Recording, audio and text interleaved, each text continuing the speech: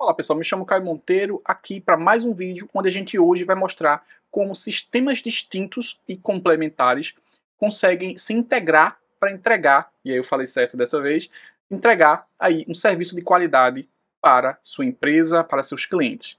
Bom, antes de mais nada, vamos a alguns avisos importantes, tá? Então, bora lá, tá? Então, basicamente o vídeo de hoje a gente vai trazer aqui a integração de sistemas como o Proxmox, o PFSense, o MikroTik. Momentinho. E aí eu tenho que beber 2 dessa por dia, porque eu também descobri pedra no rins. Então, enfim. Comenta aqui se você também tem e você sabe que realmente a dor é horrível. Bom, o que a gente tem aqui nessa questão, pessoal? A gente tem aqui um data center, tá? Hospedado na OVH, tá? É um data center. Eu não ganho nada por isso, OVH. Qualquer dia eu te mando um e-mail para a gente conversar. Mas basicamente é uma terceirização ali de ambiente para poder a gente ter ali a oferta de servidores, né, de ambientes, num custo mais acessível e mais prático do que esses grandes players que a gente tem por aí. Bom, esse meu cliente em questão, ele tem ali vários ambientes na OVH e esse em questão, ele recebe mais ou menos 65 clientes. Então imagina um host na OVH para receber 65 clientes, onde ele precisa entregar uma conexão individualizada para cada cliente ter acesso à sua máquina virtual no serviço do RDP. Eu tenho um ambiente aqui para gente, eu queria compartilhar com vocês, deixa eu só trazer para cá. Bom, então eu tenho aqui um Proxmox com algumas observações, tá? E abaixo disso eu tenho uma hierarquia de informações para explicar para vocês. Bom, o que acontece? A gente tem aqui 65 clientes, como eu falei, tá?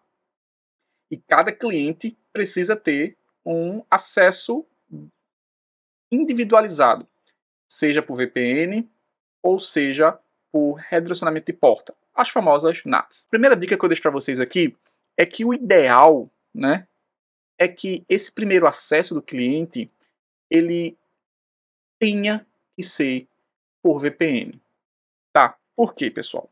Porque vocês têm um controle do ambiente. Deixa eu voltar para cá. Vocês têm um controle do ambiente, um controle de acesso, um controle, logs de acesso. Você tem como rapidamente barrar uma conexão ou não. Você tem como setorizar uma conexão. Tá? Então, nesse caso aqui, existem as duas coisas. Tá? Tanto acesso a VPN, em alguns casos, acesso via redirecionamento de porta ali usando a NAT para acesso via RDP, que já não é a porta padrão. É outra dica que eu deixo para vocês aqui. Já que você vai querer usar, né, um redirecionamento padrão para poder acessar um RDP, muda pelo menos a porta padrão do RDP lá no Windows, tá? E assim também coloca uma porta alta para poder fazer a entrada dessa conexão, tá? São duas observações aí importantes para você. Bom, dito isso, o que é que acontece? Dentro do nosso Proxmox, tá? A gente tem um PFSense. E esse PFSense ele está encarregado de fazer um controle de acesso quando é por VPN, tá? E um controle de acesso de redirecionamento, usando ali a NAT, né? Para poder jogar para o MikroTik. Vamos voltar aqui. A gente poderia aqui não ter o MikroTik, tá, pessoal? Tranquilamente funcionaria. Onde o cliente acessaria via VPN, o PFSense jogaria para a conexão específica, né, naquela rede específica. Como são 65 clientes, no mínimo são 65 clientes de VPN. No mínimo, tá? Porque cada empresa pode ser que tenha 2 ou 3 acessos, enfim. Mas você tem que ter aqui, como o PFSense, aqui uma outra observação, como o PFSense acaba fazendo a rota entre as LANs, né, por default, a gente precisa, se for usar a mesma rede local, que não é nada indicado, você teria que fazer ali um malabarismo mental e no gerenciamento de regras para que cada conexão do IP específico não tivesse acesso aos outros IPs da própria rede local e conseguisse sair para a conexão. Isso ficaria uma bagunça. Para resolver isso, a gente trabalha com VLAN. Então, daria para fazer no PFSense cada VLAN para cada cliente. Perfeito. Ficaria um mundo de VLAN? Ficaria, mas funcionaria normalmente, tá? E aí você faz uma regra de bloqueio entre uma rede e outra, já que o PFSense faz essa auto-rota, e aí funcionaria tranquilamente e você teria um gerenciamento centralizado. Mas as pessoas gostam muito do MikroTik, né? E o MikroTik, ele tem as suas vantagens, que são muitas, quando a gente coloca ele atrás ali do faro de borda, tá? Na minha visão, é claro que você pode ter o MikroTik como ali, fazendo o trabalho de faro de borda, tá? Mas quando você setoriza ele para roteamento interno, eu particularmente eu gosto bastante e foi assim que ficou. Então, por exemplo, o cliente 1 acessa via redirecionamento de porta ou VPN. O PFSense identifica, né, esse acesso ou identifica essa NAT e redireciona para o IP do MikroTik, certo? O IP do MikroTik, por sua vez, identifica a regra pela porta e redireciona para o cliente. Então, eu tenho aqui o PFSense fazendo a parte de primeiro acesso do faro de borda, jogando tudo para o MikroTik, e o MikroTik faz o roteamento para o cliente. E aqui, no MikroTik, até então, você faz as rotas, faz tudo lá direitinho, e eles ficam completamente isolados um cliente do outro, então funciona muito bem, e é assim que está hoje, tá, pessoal?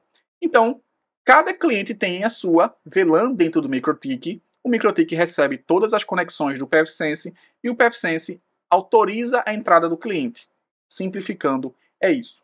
Mas, Caio, como que é tratado isso dentro do Proxmox? Tá. Uma dúvida que as pessoas têm quando estão iniciando aí no mundo da virtualização usando o Proxmox é que elas acham que o Proxmox ele é o responsável por fazer tudo, ou tudo é diferente no Proxmox. Bom, na verdade não. Mas, se você ainda está começando a estudar, me permita um pequeno disclaimer para você. Aqui no link abaixo, eu tenho duas informações importantes para vocês. A primeira é o meu e-book, os 10 comandos que você precisa aprender para administrar seu ambiente Linux da melhor forma possível. Então, bastante simples.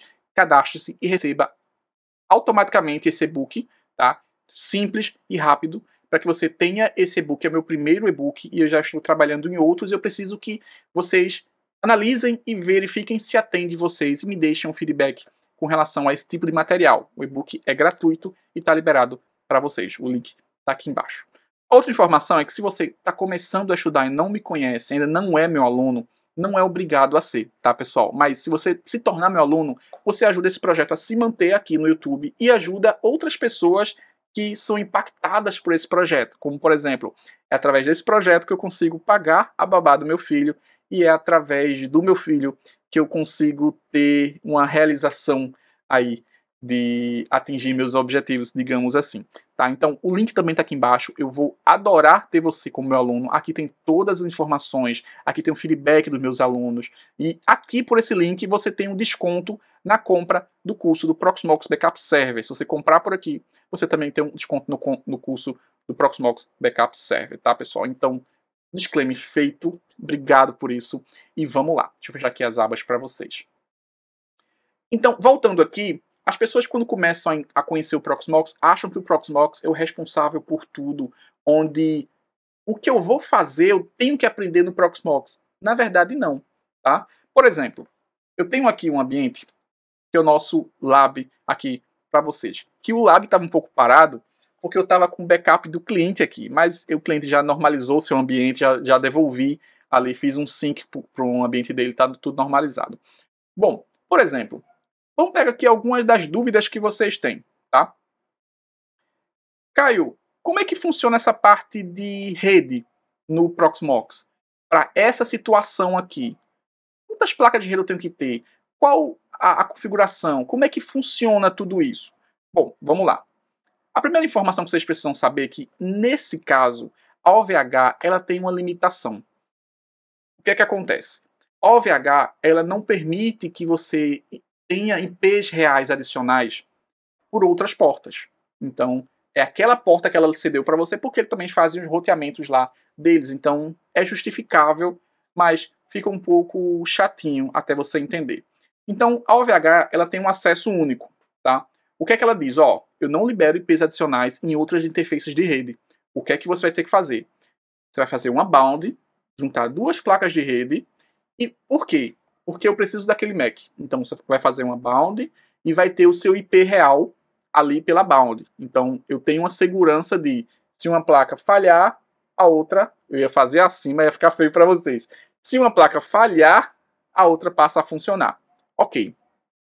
Nessa bound que você fizer, você vai fazer um roteamento. Você vai me dizer, lá nas configurações de rede, o seu IP adicional. Então, lá no meu interfaces no Proxmox, lá no Debian, eu tenho uma regra de recebimento, né, um roteamento, um forward, para o IP adicional. Então, por exemplo, aqui, eu tenho aqui um exemplo, vou voltar aqui. Então, aqui eu crio uma bound, tá, para o meu IP real, eu faço um forward aqui, eu uso o prox para poder receber, eu vou dizer que essa bound aqui do Proxmox vai receber tanto o IP real de administração do Proxmox, quanto os outros IPs do meu ambiente. E aí eu entrego esse IP adicional a VMBR0, tá? E aí o que é que eu fiz? Eu coloquei no Proxmox a VMBR0 para receber o IP real da OVH, tá? E também eu coloquei o pfSense para receber o IP real adicional, também na VMBR0. E aí, para que isso funcione, o meu pfSense ele tem uma rede local, tá? Mas como existe um roteamento de IP adicional, eu tenho o Proxmox com IP real e tenho o pfSense com outro IP real. Ficou claro? Bom, depois disso, no meu pfSense eu tenho uma segunda rede, que eu estou usando a VMBR1. Por quê? Porque é a rede em que o meu pfSense vai se comunicar com o meu MikroTik, tá? Feito isso, eu tenho aqui no meu MikroTik duas redes. A VMBR1, que é a rede de comunicação entre o pfSense e o MikroTik, e a VMBR2, que é a comunicação entre o MikroTik e as minhas máquinas clientes, tá? O que acontece aqui? Na prática, eu tenho o meu pfSense com duas placas de rede, eu tenho o meu MikroTik com duas placas de rede, e eu tenho os meus clientes com uma placa de rede apenas, tá? É exatamente o exemplo que está aqui. Bom, e aí o que é que acontece? Quando eu faço esse gerenciamento de interfaces de rede no Proxmox, como que funciona lá? Como é que ele vai se comportar? Por quê? Uma pergunta que me fazem é, cada VMBR tem que ter uma interface física? Tem que ter um device físico e válido gerenciado? Não, não necessariamente. Por exemplo, aqui na parte de network, perceba que eu tenho a VMBR0 e ela está como BRIST de uma porta física, que é a NP1S0. A NP1S0 é essa daqui. Eu também tenho a VMBR1, que é a NP2S0. Então tá aqui. Mas, por exemplo, eu não preciso que a VMBR1, por exemplo, tenha isso aqui. Eu não preciso que ela tenha uma interface física associada a ela para funcionar. E é exatamente isso que acontece. Eu crio redes virtuais no Proxmox, usando o conceito de camadas com um VMBR, porém eu não associo interfaces físicas a ela. Eu posso muito bem gerenciá-las sem ter uma interface física. Então já mata a segunda observação aqui que me perguntam bastante. Nem toda interface de rede do Proxmox, tratando-se de VMBR, precisa ter um device associado, tá? Você vai ter um device associado ali nela se ela tiver uma conexão física vindo para ela, onde você vai entregar para alguém. Se é algo que vai funcionar internamente como, bom, a VMBR1 ela não vai receber nenhum IP real externo, ela vai receber o IP interno que eu vou setar. A VMBR2, a mesma coisa. São redes internas de comunicação entre o pfSense e o MikroTik e entre o MikroTik e os meus clientes. Então eu não preciso de device, tá? Tranquilo aqui? Bom, outra observação aqui é com relação na gestão dessas VLANs no MikroTik. O que é que acontece aqui? Vamos pegar um exemplo aqui. Eu tenho aqui a VMBR0, tá? que recebe o meu IP físico, ou seja, recebe o meu IP real, digamos assim, da minha conexão, e eu tenho a VMBR1. Para que a VLAN funcione no meu ambiente, a gente tem aqui essas opções aqui de trabalhar com VLAN. E aí o que é que acontece? O pfSense ele vai receber as NATs, certo? Deixa eu pegar um exemplo aqui para vocês. Mas como é que funciona esse recebimento desse pessoal aqui? Como é que o cliente vai fazer o acesso aqui? Vamos tratar aqui do ponto de vista da NAT. Como é que eu organizo essa gestão para que o cliente 01 consiga acessar o pfSense jogue para o MikroTik e o MikroTik jogue para a VM do cliente? Bom, primeira coisa, para ficar estruturado e ficar uma coisa mais organizada, o que a gente faz, o que a gente poderia fazer e deveria fazer, desde como sugestão, é usar DNS para poder redirecionar. Então você cria lá subdomínios, um para cada cliente. Então, cliente 01 ponto, a sua empresa, 2 pontos, a porta. E aí o que é que você vai fazer? Uma observação, uma dica que eu posso deixar, que é como a gente faz nesse ambiente, é a porta ser uma referência ao ID da VM. Então, por exemplo, o cliente 01, ele tem ali o ID da VM 100. Tá? Vamos pegar o exemplo da VM 100. Então, a porta que eu vou usar, ela vai ser 100. Caio, 100 são 3 dígitos. Não vai dar. Eu coloco um 9 na frente, um 8 na frente, um 7 na frente. E aí eu já mudo completamente. Então, por exemplo, 100 dá 9100. Então, DNS é cliente 01.empresa, 2.9100. Como é que isso se comporta no pfSense? Sabe aqui que tudo que vier da minha WAN, no protocolo TCP, tá? Com a porta específica que eu informei, você vai jogar para o MikroTik na mesma porta. Então, por exemplo, essa porta aqui, 9315, nada mais é do que a VM 315. A porta aqui, 9214, nada mais é do que o cliente 214. E aí perceba que eu jogo sempre para o MikroTik. Todas as portas, elas vão para o MikroTik na mesma porta, tá? E aí o MikroTik vai tratar de gerenciar esse redirecionamento para o cliente. Então, lá no MikroTik ele vai fazer a mesma coisa. Ele vai dizer, ó, o que veio do IP adicional tal na porta 9315 joga para a porta 3389 ou 389 lá no RDP do cliente com IP local 192.168.0.5, o 192.168.0.6. E aí, sucessivamente, você vai fazendo esses redirecionamentos aqui. Quando você faz isso, você tem um efeito cascata, onde o cliente acessa via DNS e uma porta específica, o pfSense recebe essa conexão no IP adicional dele e na porta específica joga para o MikroTik e o MikroTik cuida de jogar para a VLAN correta, no IP correto, no protocolo RDP de cada cliente. Sendo assim, o cliente tem um acesso local aí do seu ambiente e todo o resto funciona como deveria. Então você tem uma estrutura simples, porém fácil de você gerenciar, porque você criou um sentido lógico para que isso aconteça. Bom, então o que é que a gente tem aqui? Uma padronização. Eu tenho 3 sistemas completamente diferentes, tá? Porque a gente está falando de virtualizador com Proxmox, a gente está falando de roteamento com o MikroTik e a gente está falando de NATs e VPNs com o pfSense. Além disso, eu usei aqui conceitos de administração Linux, comandos básicos para poder acessar o arquivo interface, para poder usar o VI, para poder fazer um echo jogando a informação de um forward lá daquele IP adicional. E eu tive que usar um conceito macro de infraestrutura. Então, eu integrei 5 áreas de conhecimentos diferentes para que o cliente, no final de tudo isso, ele apenas saiba que ele tem um DNS e tem uma porta, ele vai tentar o acesso e ele vai conseguir o acesso. Porque vai existir transferências de responsabilidades entre sistemas, tá?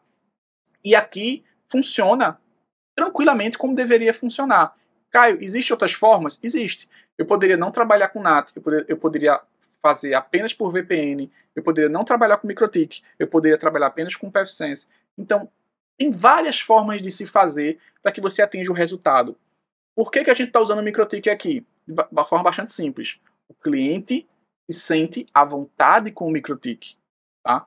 O meu contrato com o cliente não é um contrato ativo, é um contrato de mentoria e consultoria de itens pontuais.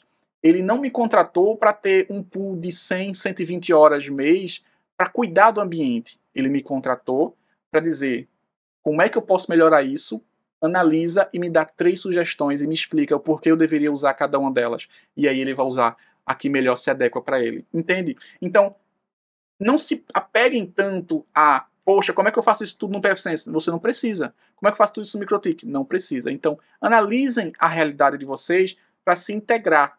O diferencial de sistemas de código aberto é essa capacidade de integração entre si, tá, pessoal? Eu espero que vocês tenham gostado desse vídeo. Eu vou procurar editar de uma forma que fique bastante simples para vocês. Vou postar lá no Instagram essa imagem para que você possa olhar e tirar dúvidas, fazer perguntas. Vou colocar uma caixinha lá no meu Instagram para que vocês questionem alguma coisa desse vídeo ou dessa imagem. Tá aqui embaixo o meu Instagram, é @caiomonteiro.ti, tá? Então, eu espero que vocês tenham gostado, tá, pessoal? Então, por enquanto é isso.